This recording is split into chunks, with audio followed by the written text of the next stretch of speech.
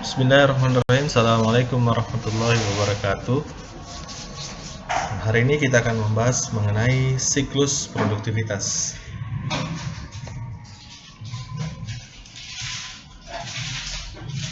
Nah, yang pertama yaitu mengenai productivity engineering.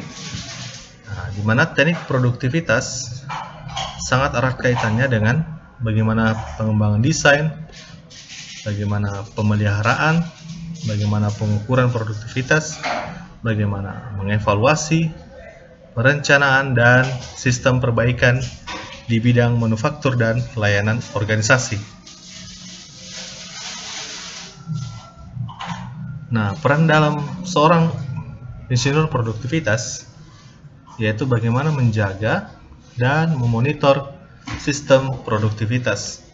Sementara insinyur di bidang industri lebih condong ke aspek yang lebih luas seperti desain dan instalasi sistem operasional. Di mana kita lihat pada gambaran di slide, di mana insinyur produktivitas atau productivity engineering lebih fokus bagaimana memonitor sistem produktivitas di dalam sebuah industri. Nah, sedangkan yang dilakukan oleh industrial engineering, itu lebih mencakup luas bagaimana merancang desain dan mengawasi sistem instalasi operasional.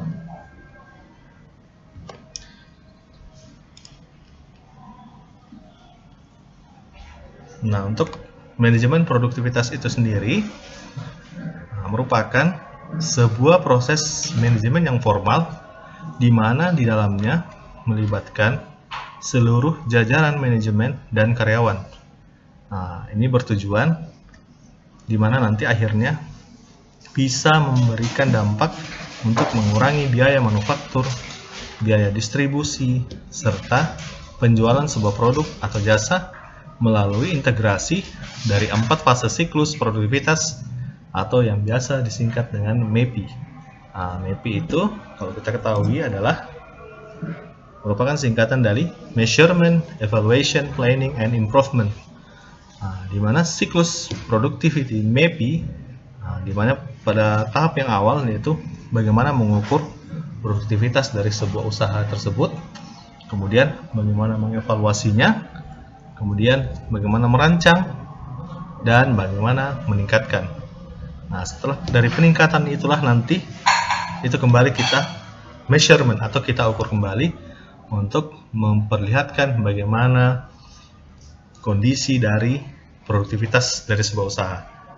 Nah, untuk keuntungan dari pengukuran produktivitas itu sendiri dinilai dari 3 aspek. Yang pertama yaitu ada indikator ekonomi, ada analisis tenaga kerja, dan analisis kinerja perusahaan. Jadi keuntungan untuk mengukur produktivitas ini sangat penting digunakan untuk bagaimana mengukur dari indikator ekonominya, dari bagaimana kondisi dari tenaga kerja atau SDM-nya, dan bagaimana dari kinerja perusahaan secara keseluruhan. Nah, hasil dari pengukuran produktivitasnya akan dikategorikan menjadi 3 kemungkinan.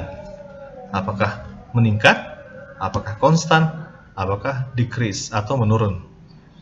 Jadi kemungkinannya ada 3 setelah mengevaluasi di produktivitasnya, apakah produktivitasnya meningkat, apakah tetap, ataukah menurun.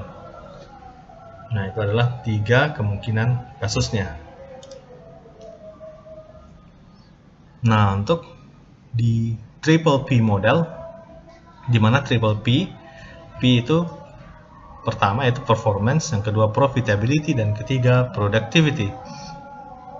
Di mana kalau kita lihat di gambar, productivity lingkupnya adalah bagaimana mengukur output dan inputnya.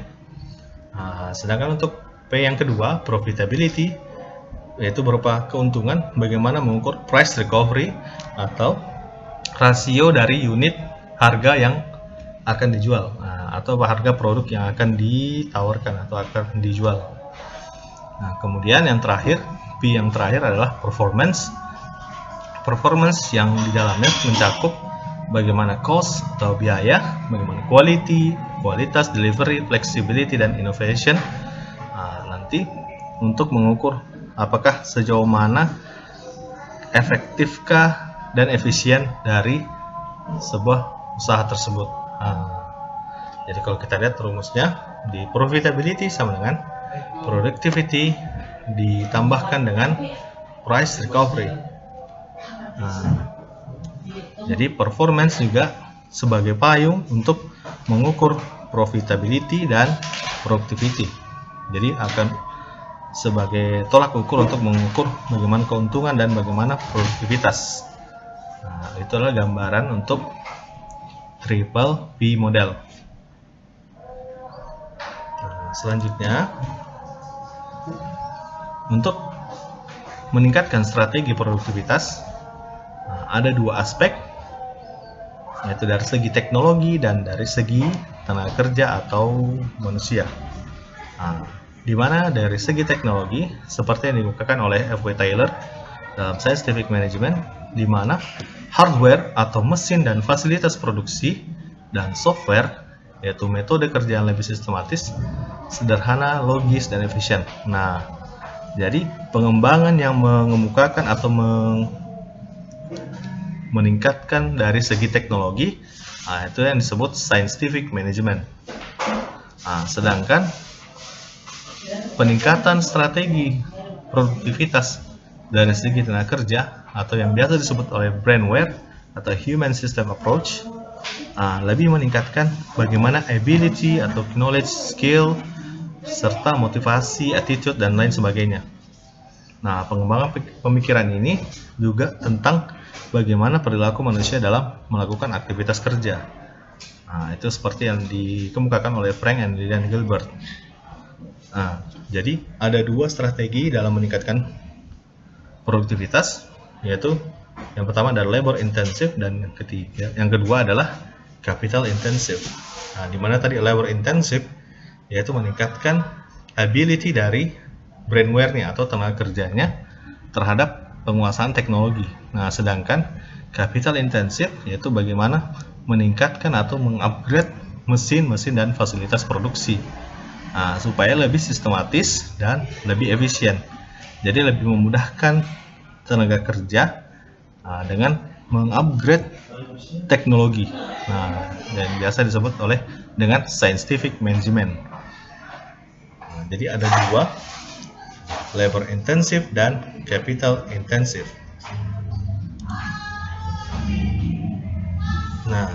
Ada beberapa strategi dalam meningkatkan produktivitas.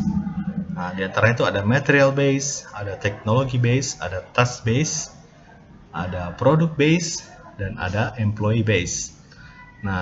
Di material base, di sini bisa kita lakukan strategi, yaitu bagaimana yang pertama mengontrol bagaimana penggunaan material. Kemudian yang kedua, bagaimana meminimalkan waste atau limbah. Yang ketiga, bagaimana menerapkan material storage and retrieval. Yang keempat, procurement of a quality material. Jadi bagaimana meningkatkan strategi dengan strategi yaitu mengutamakan bagaimana penggunaan materialnya. Selain material, ada juga penggunaan dari segi teknologi seperti penerapan computer aided design, penerapan permesinan robot, penerapan flexible manufacturing system, dan modern maintenance technique. Itu semua pengembangan atau strategi dari segi teknologi base. Selain itu, ada juga task base, di mana dari segi management style-nya dan bagaimana kultur bekerja. Dan pastinya setiap perusahaan selalu memiliki kultur kerja atau manajemen style yang berbeda-beda, tergantung dari bagaimana bentuk dari perusahaan tersebut atau usaha tersebut. Selanjutnya ada juga product base. Product base berarti mengutamakan dari penggunaan produknya seperti value analysis engineering, diversifikasi produk, standarisasi, reliability engineering, dan promosi produk. Nah, jadi lebih mengutamakan untuk mengimprove atau meningkatkan dari segi produknya.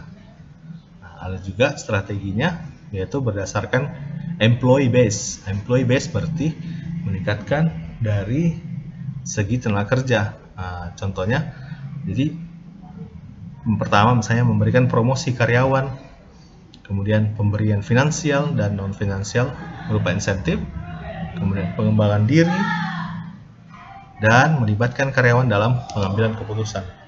Nah, jadi ada beberapa teknik dalam meningkatkan produktivitas. Nah, jadi ada teknologi base, tadi material base, task base, dan product base serta employee base. Nah, dari kelima strategi ini, saya ingin memberikan sebuah gambaran atau sebuah tugas, di mana nanti kalian tentukan dari 5 strategi peningkatan produktivitas ini. Nah, kalian pilih 2. Kalian cari contoh studi kasus dalam penerapan strategi peningkatan produktivitasnya. Bisa berdasarkan teknologi base dan material base, dan juga bisa juga product base dan employee base. Tergantung, bebas. Silakan memilih 2 dari 5 strategi meningkatkan produktivitas ini. Nah, insya Allah nanti dibuat dalam bentuk makalah soft copy, nanti dikirimkan ke email saya, bisa melalui email saya.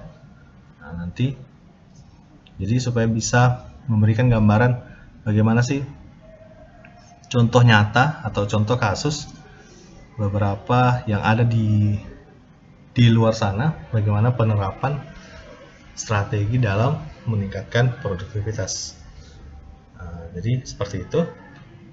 Mungkin itu dari saya. Terima kasih. Apabila ada pertanyaan, silakan sampaikan di grup chat.